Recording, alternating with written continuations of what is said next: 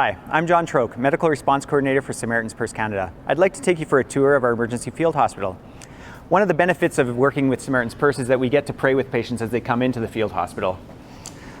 Once they're in the field hospital, we typically see 100 to 200 patients per day, and then we triage them based on their severity of injury, from stable patients to patients that are critical. Once they're seen in the triage room, we bring them through to the emergency room. In the emergency room, we get a chance to do laboratory tests, diagnostic tests. They get to see an ER physician. Every bedside comes with a bedside monitor, as well as we have an X-ray machine, an ultrasound, and an EKG machine.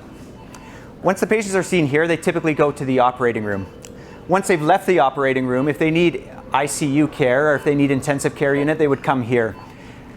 In the ICU, we have bedside monitors. We have IV pumps as well as medication pumps and ventilators for patients that need them. Now I want to show you our operating room. Our operating room is set up like any other operating room in Canada.